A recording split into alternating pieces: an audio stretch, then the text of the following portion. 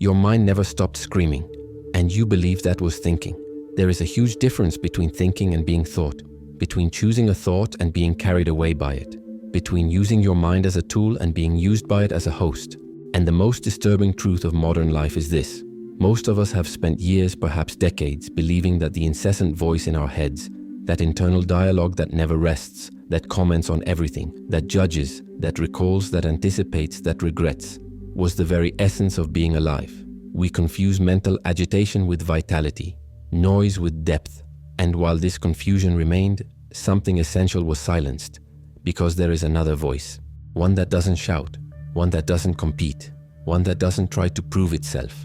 It lies beneath the noise waiting. It always has.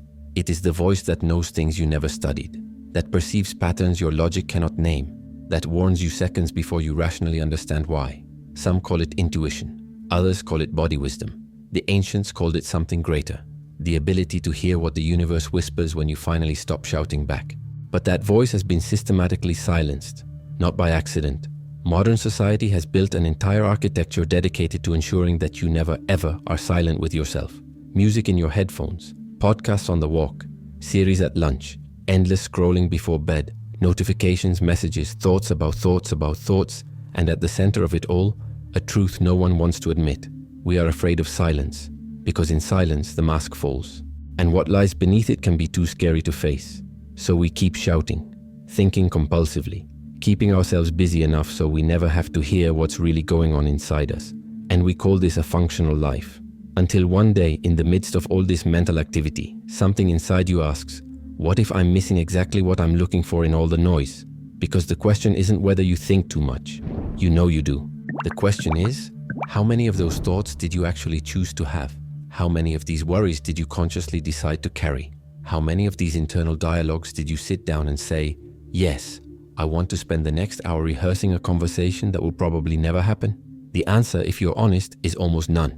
The mind thinks on its own, and you just watch, believing you're the director when in fact you're just the viewer of a movie you never asked to see. And while this is happening, while you live hostage to your own mind, there is a completely different way of existing that is available. Not in the future, not after you solve all your problems. Now, here, in the space between one thought and another, in the silence you have learned to fear. Because it is exactly there, in that emptiness that the modern mind avoids at all costs, that everything you really need to know has always been waiting to be heard. There is a specific kind of tiredness that no amount of sleep can solve. It is not physical. It is the exhaustion of carrying a mind that never shuts down, of waking up and before you even open your eyes completely, already being inside your own head, reviewing yesterday, planning today, anticipating tomorrow. As if there were a film production company operating 24 hours a day in your skull, generating scenes you never asked to watch, dialogues you never chose to have, dramas that haven't even happened yet. And the most disturbing thing, you don't even notice it anymore. This state of constant mental noise has become so normal, so integrated into your identity, that the idea of not thinking compulsively seems strange, dangerous even. Because something in you has learned that to stop thinking is to stop existing. That if you're not constantly processing, analyzing, anticipating, you'll miss something. You'll be caught off guard. You'll fail. You'll be exposed as the fraud you secretly believe yourself to be. So you keep your mind in permanent alert mode. Imaginary conversations with people who will never say what you are rehearsing your response to. Worries about scenarios that have a 2% chance of happening. Automatic judgments about every situation, every person, every version of yourself that you present to the world. And between one thought and another, almost no space, almost no silence. Just the immediate transition from one mental narrative to another, as if your mind were terrified of emptiness. The Danish philosopher Kierkegaard had a name for this, the despair of noise. He observed that there is a kind of despair that does not scream, does not cry, does not manifest itself in dramatic breakdowns. It is the silent despair of a person who runs away from themselves through constant distraction, who fills every moment with noise, external or internal, so they never have to face the most frightening question of all: who am I when nothing is distracting me from myself? And modernity has turned this escape into a lifestyle. Headphones that cancel out external silence, algorithms that cancel out mental silence, an entire culture built on the premise that boredom is the enemy, that empty time is wasted time, that if you are not consuming content or producing content, you are wasting your existence. Even the concept of mindfulness has been co-opted and turned into yet another task, another item on the list, another thing for your anxious mind to process and judge whether you are doing correctly. But here's what no one told you. This mental agitation is not protecting you from anything. It is protecting you from yourself. Every obsessive thought about the future is an escape from the present. Every rumination about the past is a refusal to be here now. Every rehearsed internal dialogue is an attempt to control the uncontrollable, to turn the unpredictability of life into something your mind can manage, categorize, solve.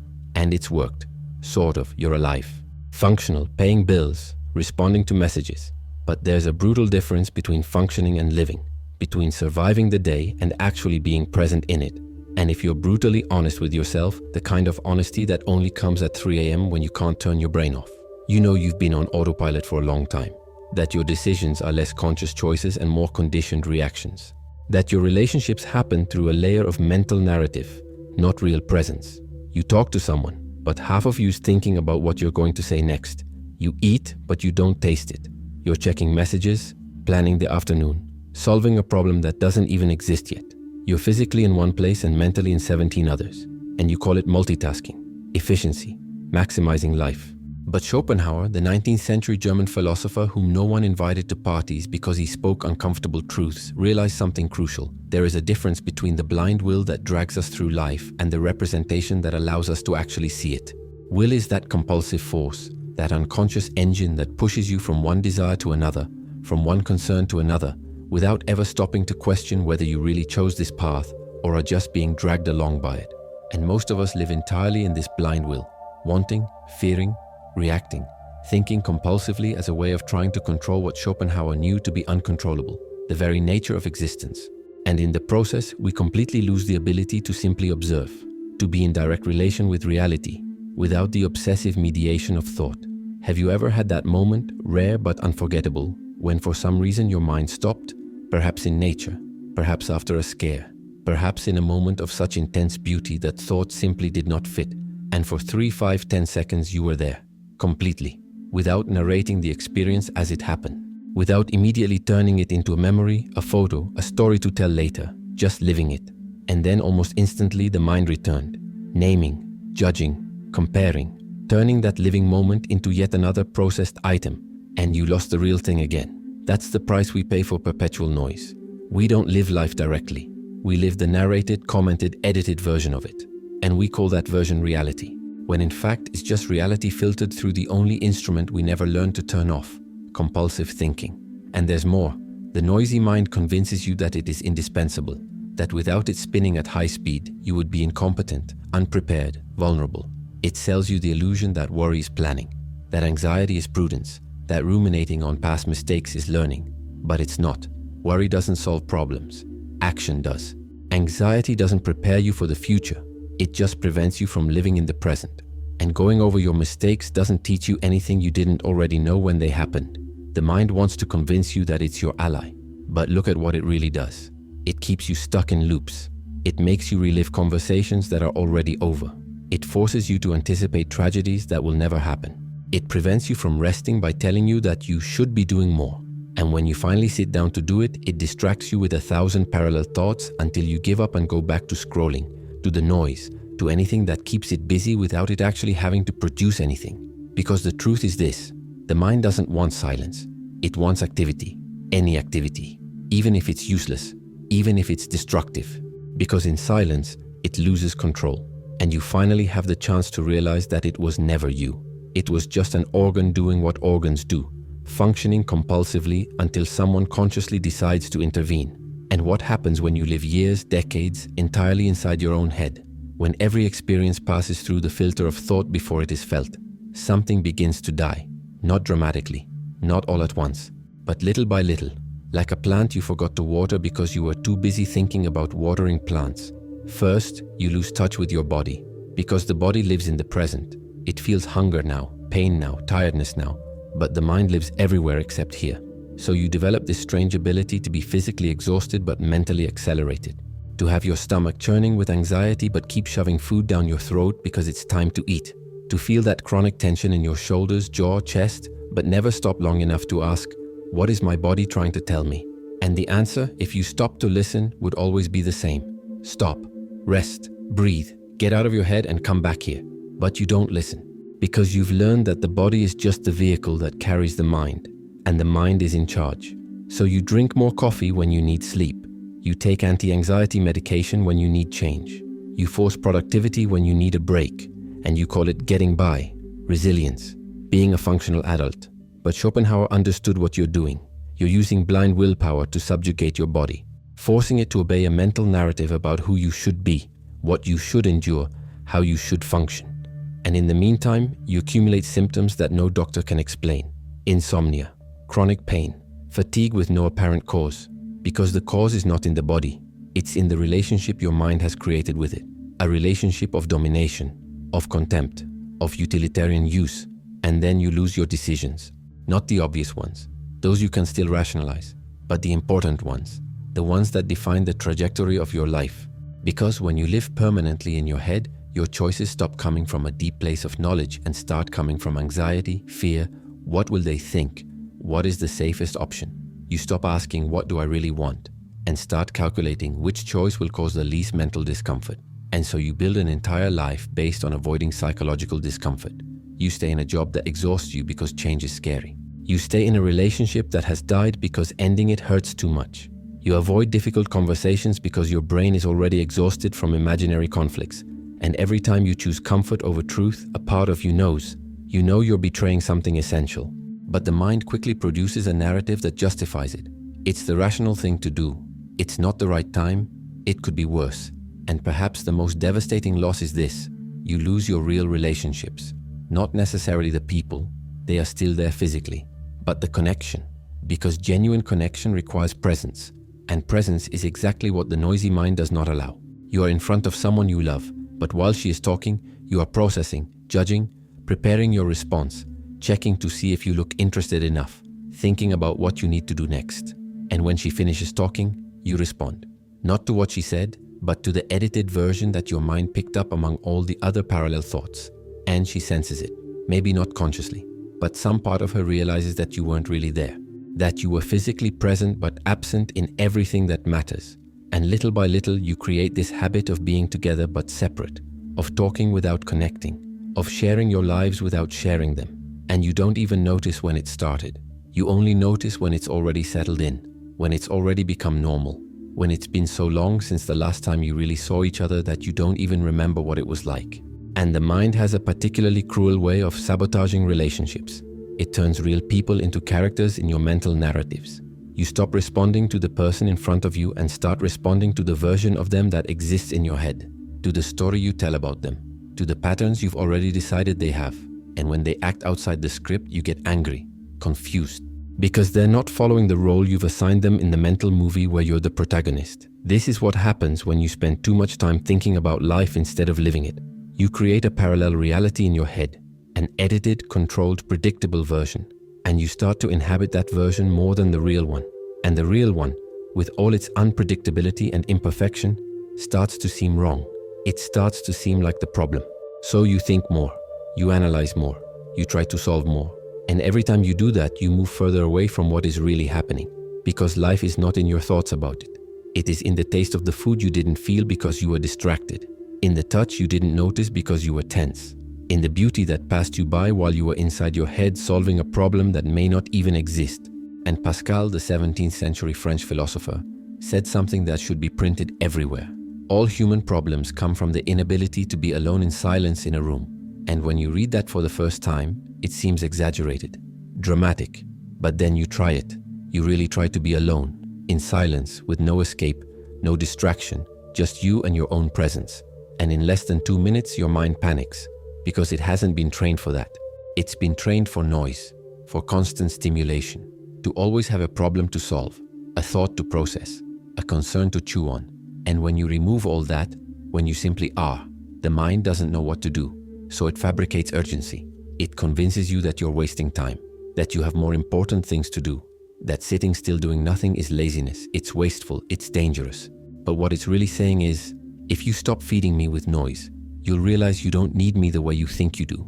And that is the truth that the mind fears most, that you discover that there is life beyond it, that there is a way of knowing the world that does not involve compulsive thinking, that there is wisdom in silence, a wisdom that it will never be able to produce, no matter how much it spins, no matter how hard it tries, no matter how much it convinces you otherwise. And until you discover this, you continue to pay the price. Burnout, bad decisions, superficial relationships, life on autopilot, and the persistent feeling which accompanies you even in moments that should be good, that you are missing something fundamental. That there is a version of life that is more real, more alive, more yours, but that you cannot access while you are trapped in this mental theater where you are simultaneously actor, director, and spectator of a play that never stops. But there is something that the ancients knew and that has been systematically erased from modern consciousness. Something so simple that it sounds absurd when you hear it for the first time, and so profound that it changes everything when you finally experience it. Silence is not absence, it is presence. It is not emptiness, it is fullness. It is not ceasing to exist, it is beginning to truly exist. And when I say the ancients, I'm not romanticizing the past or suggesting that we go back to living in caves. I'm talking about a practical understanding that has spanned millennia in contemplative traditions around the world. Buddhism, Taoism, Stoicism, Christian mysticism, Sufism, all pointing to the same fundamental discovery. There is a kind of knowledge that is only revealed in silence, a way of perceiving reality that discursive thinking will never be able to achieve, no matter how hard it tries. And they weren't talking about being quiet, about not speaking, about repressing thoughts. They were talking about something radically different: inner silence, the state in which the mind ceases to be the command center of your existence and becomes just another instrument at your disposal, like a tool you pick up when you need it and put down when you no longer need it. But to the modern mind, this sounds like science fiction, because we have been conditioned to believe that we are our thoughts, that if the mind stops, we stop. That consciousness is thought, when in fact consciousness is what perceives thoughts. It is the space in which they appear. And that space, that observing consciousness, has never stopped. It has never grown tired. It has never panicked. It has always been here, quiet, witnessing the chaotic show of the mind without identifying with it. Zen masters had an expression for this: fertile emptiness. And it's the perfect combination of words because it captures the paradox. It's empty in the sense that it has no mental content, no narrative, no compulsive chatter. But it's fertile because it's precisely from this emptiness that everything that really matters emerges. Genuine insights, real creativity, decisions aligned with who you really are, not who your anxiety thinks you should be. Think about how many times you've tried to solve a problem by thinking about it obsessively. Hours, days, maybe weeks spinning the same question in your head, analyzing it from every angle, creating lists, weighing pros and cons, and nothing. The answer doesn't come, or a weak answer comes, which seems more like surrender than a real solution. And then you give up. You go take a shower. You go for a walk. You do anything to take your mind off the problem. And out of nowhere, literally out of nowhere, the answer appears. Clear, obvious, complete, and you call it coincidence, luck, letting your subconscious do the work. But it's none of that. It's what happens when you finally get out of the way and let an intelligence greater than linear thinking do its job. An intelligence that has always been available, but that you couldn't access while you were mentally screaming over it. And this intelligence, this wisdom that emerges from silence, is not mystical. It is absolutely practical. It is the intuition that warns you that someone is lying before you can rationally articulate why. It's your body knowing that a place is dangerous even when there's no obvious sign of threat.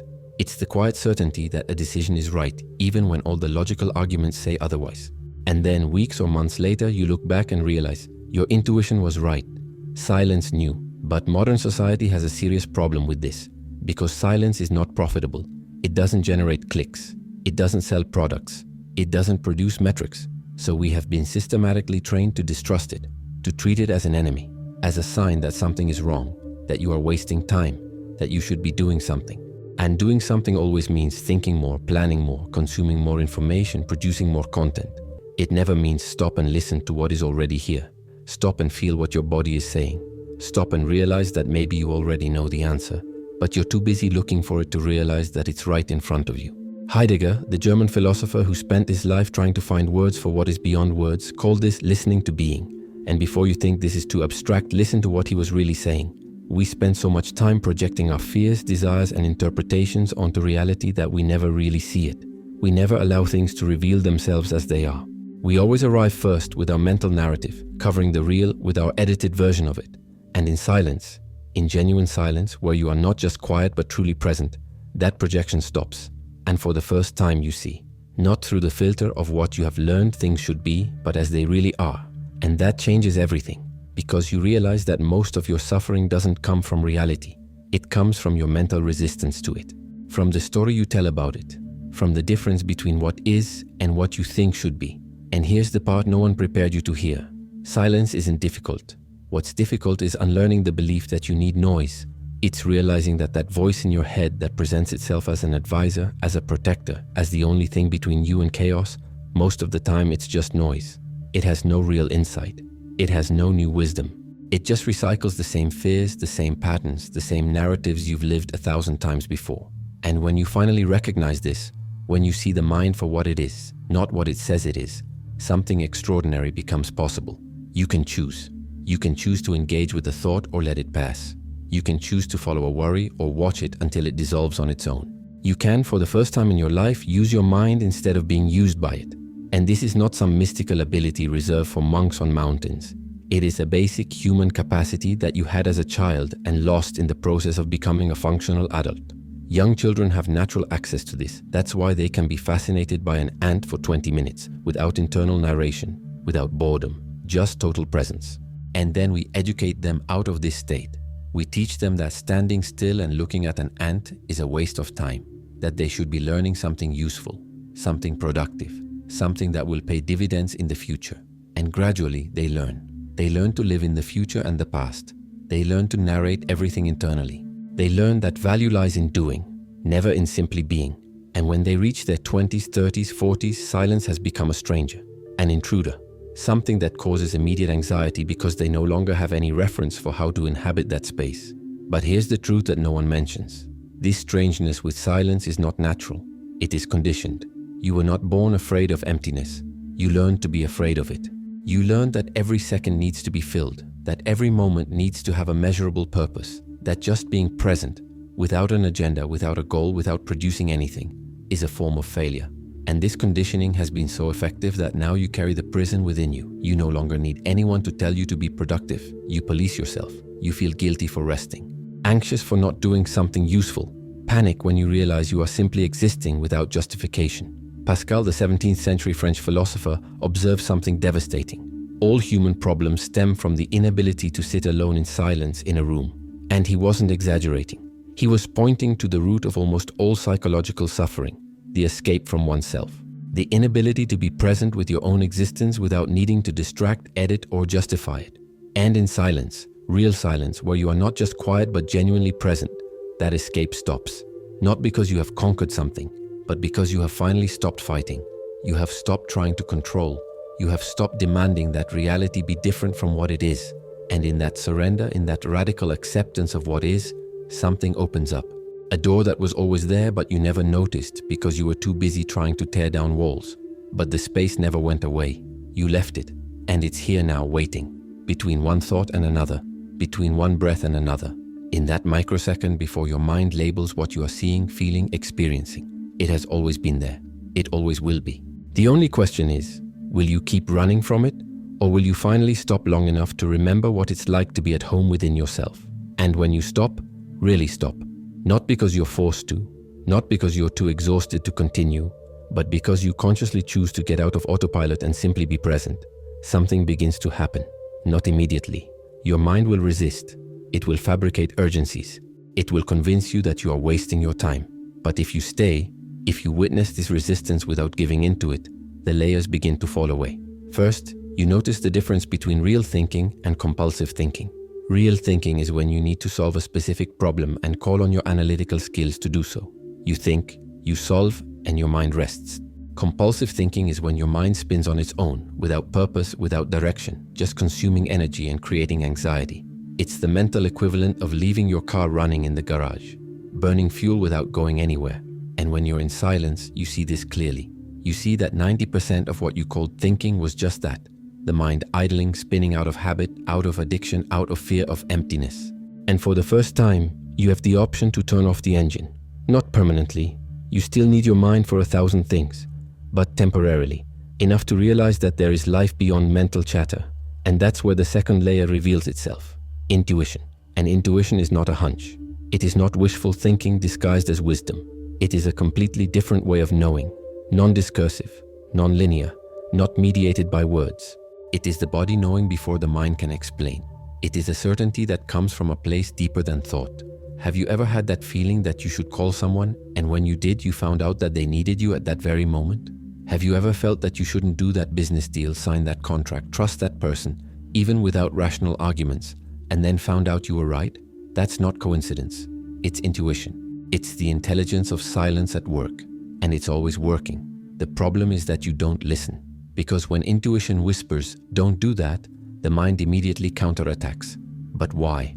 Where's the proof? You're being irrational, and you, trained to trust only what can be articulated logically, ignore the whisper and follow the loud voice. And then when it goes wrong, you say, "I knew it," and you did know. You always knew. You just didn't listen.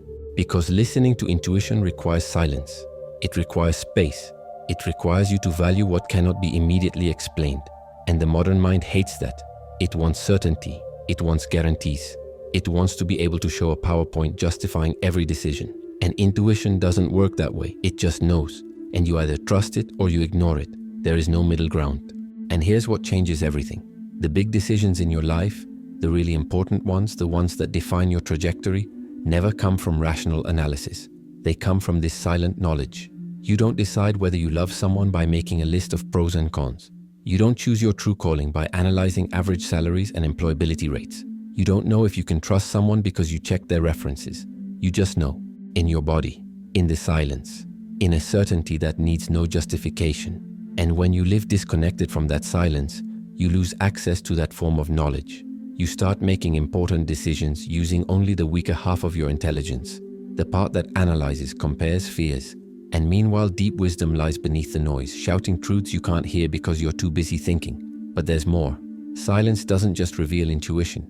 It reveals you, the you that exists before social narratives, before the traumas that became your identity, before the masks you wear to be accepted.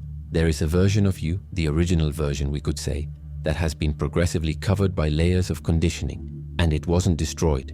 It was just forgotten. And in silence it comes back, not dramatically, not as a mystical revelation, but as a quiet recognition. Ah, here I am.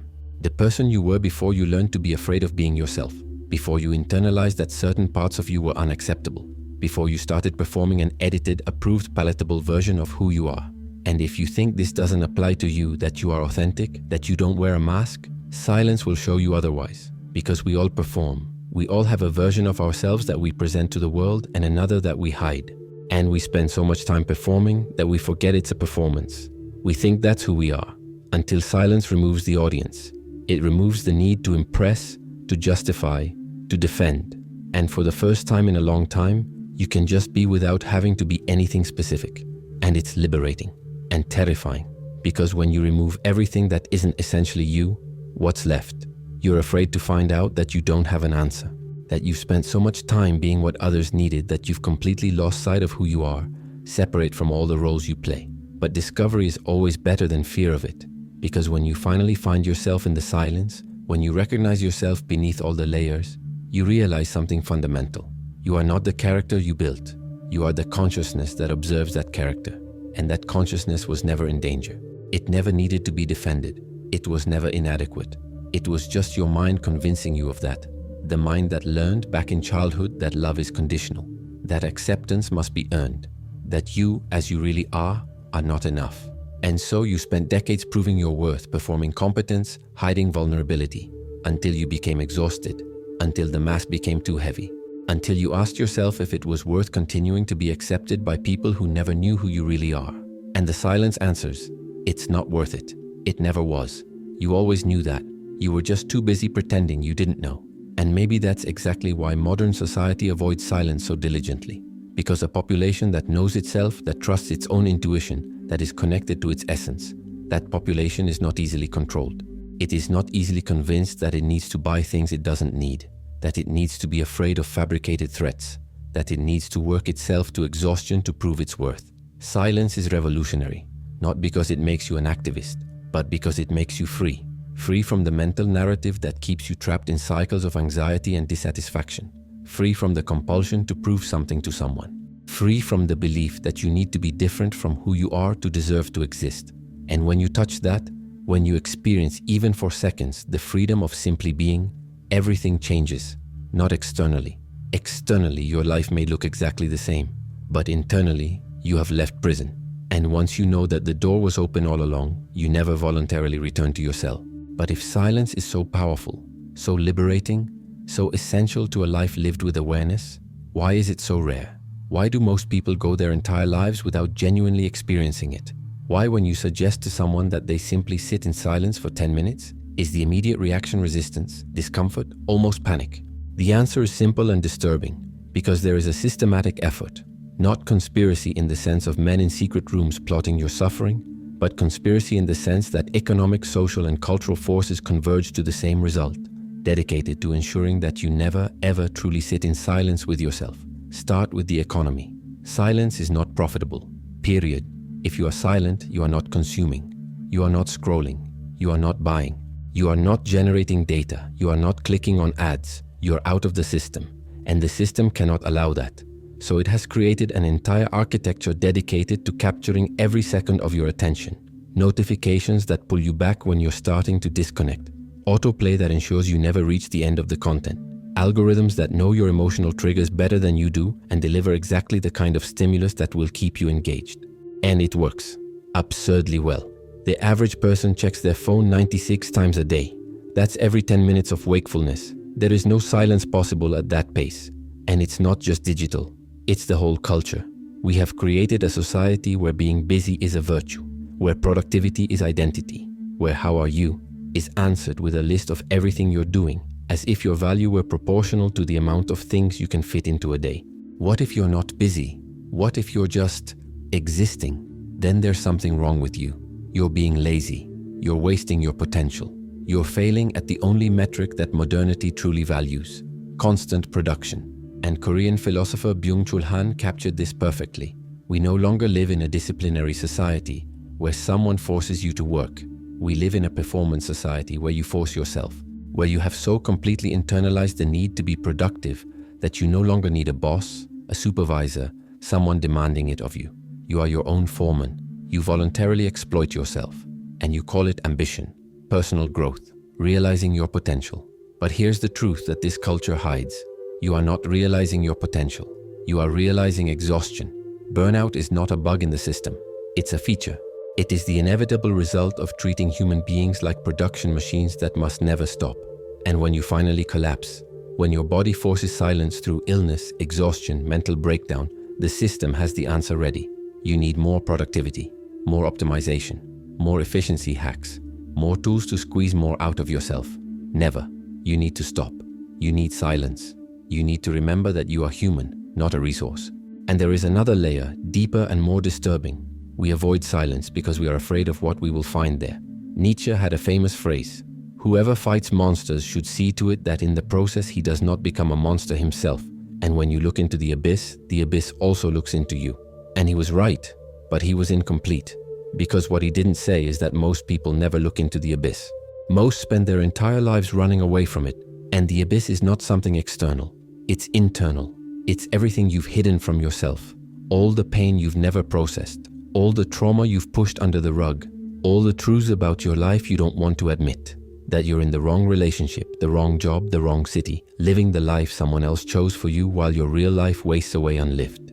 And while you're in the noise, you can avoid it. You can keep yourself distracted enough to never have to face it. But in the silence, everything comes to the surface. And it's scary. It's confrontational. It's exactly what you need. Because you can't heal what you don't acknowledge. You can't change what you don't admit. You can't live authentically while you're running away from the truth about who you are and what you really want. And silence, relentless, honest, unfiltered silence, forces you to see. And once you see, you can no longer pretend you didn't. And maybe that's why meditation has been so co-opted and diluted. Because real meditation, not the corporate version of mindfulness for productivity, but the genuine practice of being present with what is radical. It's dangerous to the status quo, because it shows you that you don't need half the things you're chasing. That happiness isn't where you were told it was, that there's a completely different way of living that doesn't involve constant consumption, perpetual performance, external validation. So they took the practice that would set you free and turned it into yet another optimization tool, another way for you to become better, more focused, more productive, more efficient.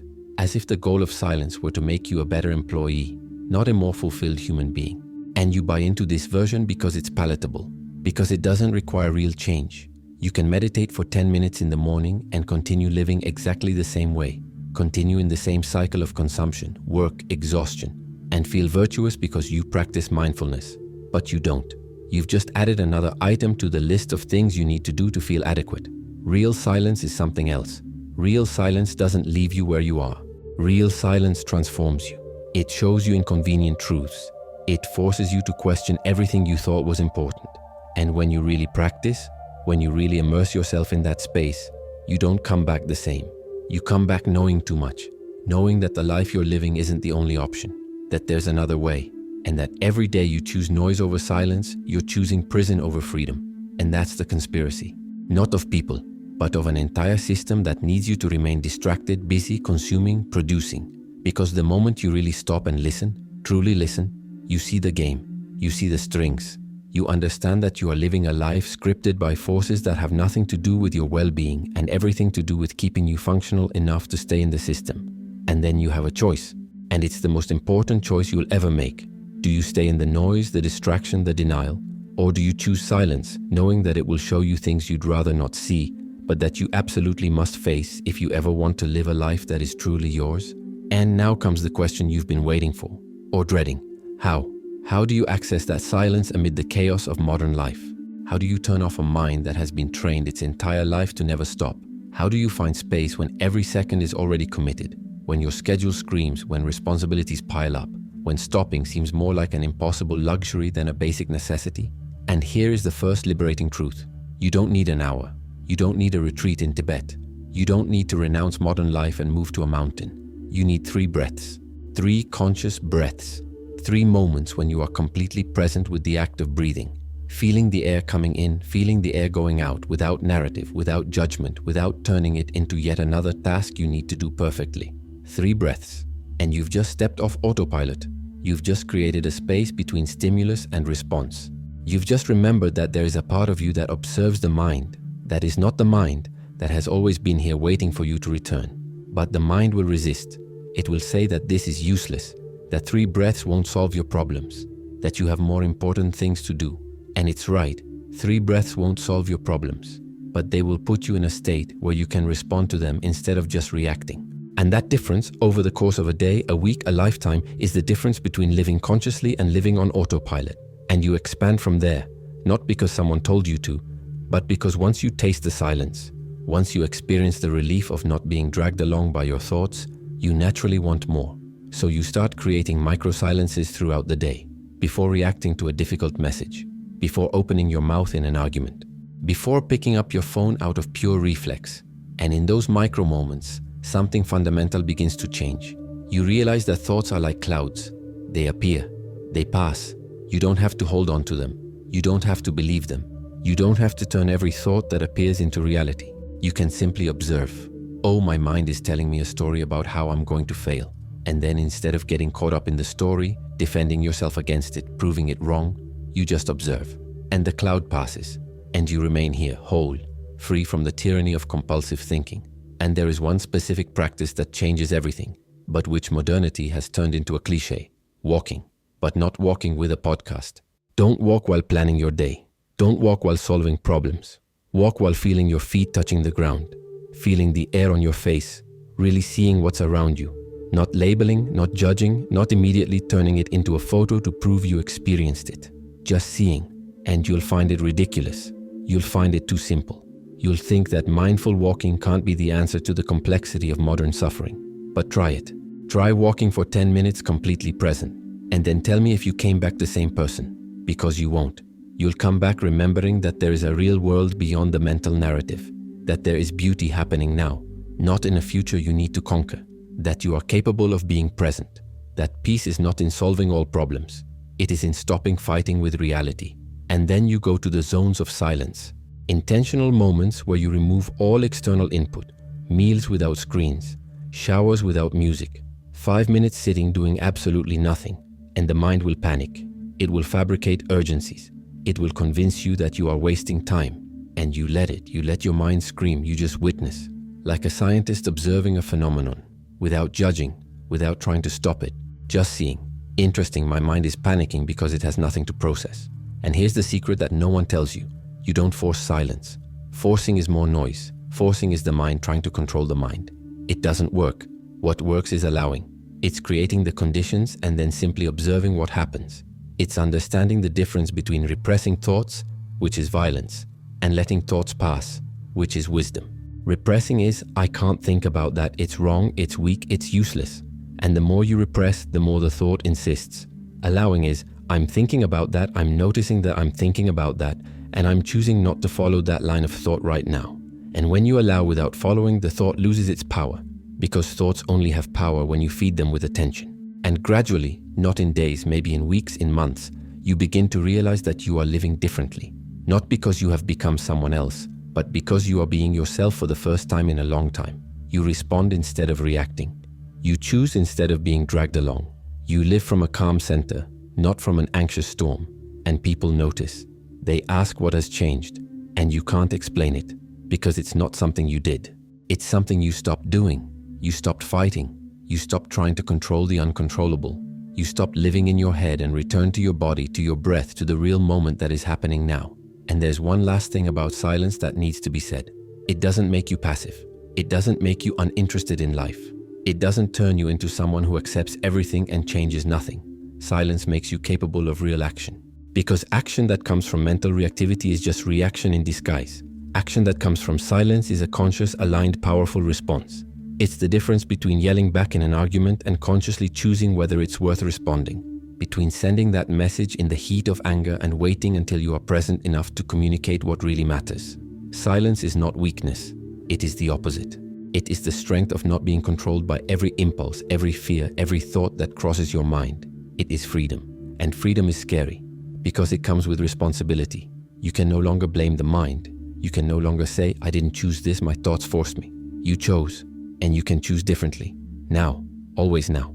And when you finally learn to be silent, when you truly master the art of being present without the constant interference of the mental narrative, something magical and completely non-magical happens simultaneously. The universe begins to speak, but not as you imagined when you read the title of this video, not as a heavenly voice delivering cosmic wisdom, not as mystical signs appearing everywhere. The universe speaks through the life that has always been happening, but you were never present enough to notice.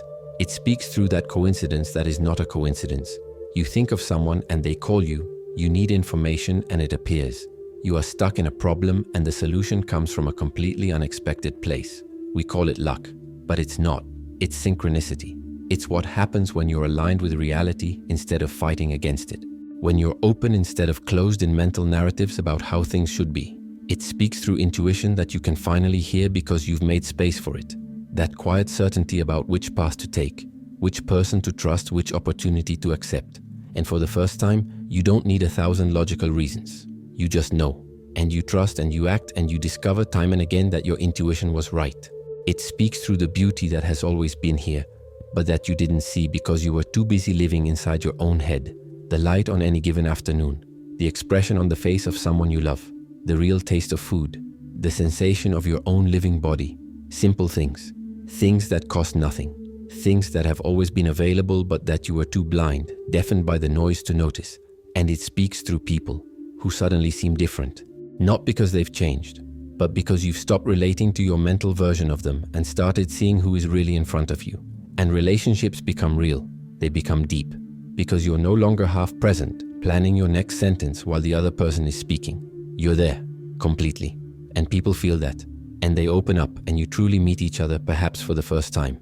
And it speaks through you, through desires you had buried because they weren't practical, through truths you avoided because they were inconvenient, through your real voice, which is completely different from the voice you used to please, to fit in, to be accepted. And when you listen to that voice, when you really allow it to exist without immediate censorship, you realize that you always knew what you wanted. You always knew who you were. You were just too busy being who you thought you should be. And that's what it means when the universe begins to speak. It's not that something external changes. It's that your perception opens up. It's that you are finally present in your own life. It's that you have stopped living an edited, commented, narrated version of reality and started living the real thing. And the real thing is always richer, more complex, more alive than any story you could tell about it. And that is exactly why the mind is so afraid of it. Because the mind wants predictability. It wants control. It wants to transform the incomprehensible mystery of existence into something manageable, categorizable, safe. And life is not safe. It never has been. It never will be. And that is exactly where the beauty lies. Because when you accept unpredictability, when you stop trying to control every variable and allow life to be what it is, you relax deeply, to a degree that no amount of anxious planning could ever provide. You relax because you finally understand that control was an illusion, that you never controlled anything, that you were just exhausting yourself trying. And in that relaxation, in that surrender to reality as it is, you discover something surprising. You are capable of dealing with whatever comes your way, not because you've developed superpowers, but because you've stopped adding mental suffering to what is already naturally difficult. Because life has pain, that's inevitable. But suffering is the story you tell about the pain. And when you live in silence, the story stops. And what's left is just the real pain, which is usually more manageable than you imagined. And you regain access to that childlike capacity for wonder, to look at things as if for the first time. Because technically, it is the first time. This moment has never happened before. This version of you has never existed before. Everything is new, always. Only your mind has convinced you that you have already lived this, already know what it is like, don't need to pay attention. And so you spent years, decades living in mental replay instead of living in reality. And now you know the truth. Silence is not the end. It is the beginning. It is the door that has always been open. It is the way back home, not an external home, but the home that you are when you stop pretending to be someone else. And that's the journey. There's no endpoint. There's no, I've arrived, now I'm enlightened. There are moments of clarity and moments of forgetfulness. There are days when you live in silence and days when you return to the noise. But the difference is that now you know you have a choice. You know that noise is not inevitable. You know there is another way. And every time you choose silence, every time you stop, breathe, return, you strengthen that path. Until one day you realize you are no longer struggling to be present. You are naturally present. Not because you have become special, but because you remembered what you always were. Beneath all conditioning, all narrative, all performance, you remembered how simple it is to just be alive, without justification, without having to prove anything, without having to be more, do more, achieve more. Just be, here, now, complete, exactly as you are. And the universe has always been speaking. You have finally learned to listen. So let me ask you a question and answer with brutal honesty. How much of your life have you really lived? How long have you been present, conscious here? Not planning the next step, not reviewing the previous step, not narrating the experience as it happens, but really, viscerally, undeniably here. And if the answer scares you, if you realize that you have been living more in your head than in real life, there is good news. You can change that. Not tomorrow, not after you solve all your problems. Now, at this moment, with a simple choice: stop, breathe, feel, be. And that choice will present itself again, and again, and again. Each moment is a new invitation. And every time you accept, every time you choose presence over autopilot, you are choosing real life over mental simulation. And yes, it will be uncomfortable. The silence will show you things you've been avoiding. It will confront truths you've buried. It will require you to be honest with yourself in a way you may never have been before. But on the other side of that discomfort is everything you've always sought in the noise: peace, clarity, connection, freedom. It's not easy, but it's simple, and it's possible, and it's yours. It always has been. So I ask you, are you ready to finally shut up and listen to what the universe, what you, has been trying to tell you? Leave a comment. When was the last time you were truly silent with yourself? How did you feel? If you made it this far, you've already taken a step beyond most people. You watch the videos. You reflect on each idea. Now the question is, how far do you want to go with this? If you want to take the next step and truly apply this knowledge to your life, the codes of the White Rabbit are ready for you. The link is in the video description. Remember, success is a decision. The choice is yours. Count on me and follow the White Rabbit.